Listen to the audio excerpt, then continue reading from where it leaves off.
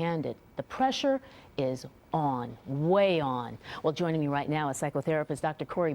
Dr. Banks specializes in sports psychology, and he helps local athletes deal with their stress.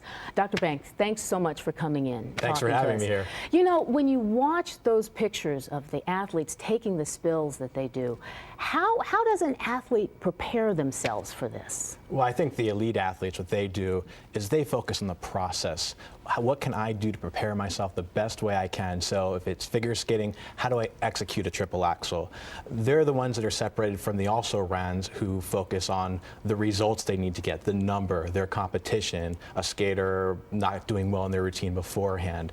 And if you focus on the process, everything that you've practiced, and you control that, that's going to lead to a more effective and more desired result.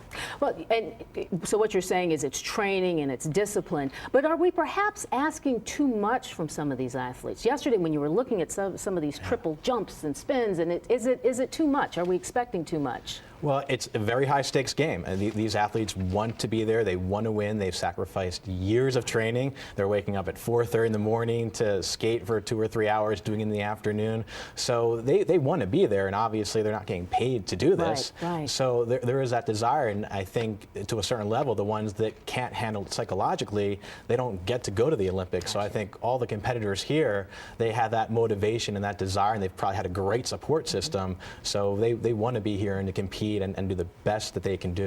Now, having said that, how does an athlete bounce back from a disastrous performance? Right, so you look at skating, you have the short program, the long program. The successful athletes, regardless of the sport, they'll attribute the failures to something external. Maybe I didn't get a good night's sleep, maybe it was the surface of the ice.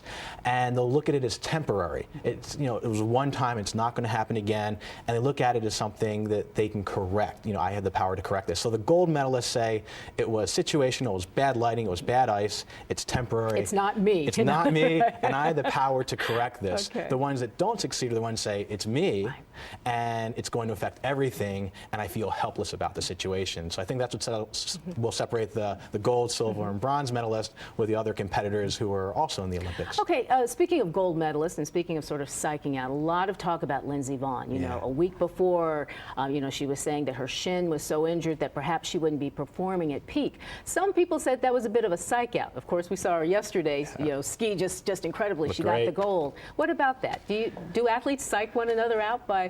No, I haven't talked to her, so I can only speculate. But it's been done before, and you know, you don't want other athletes getting into your head psychologically. But if there's something that you can do that takes the pressure off you and puts it on to other athletes, then it might be a good tactic to employ. Lance Armstrong did in the Tour de France. He faked being dehydrated and tired, and the competition rested up. He took off. Muhammad Ali did it in the Rumble in the Jungle with George Foreman, and George got tired out, and then Muhammad Ali knocked him out. It's part of being an elite athlete again. Absolutely. Okay. All right, Dr. Bank, thanks so much for coming in and talking to us. Thanks so much for having me here. This was great. Very informative. Thank you. All right. Now, of course,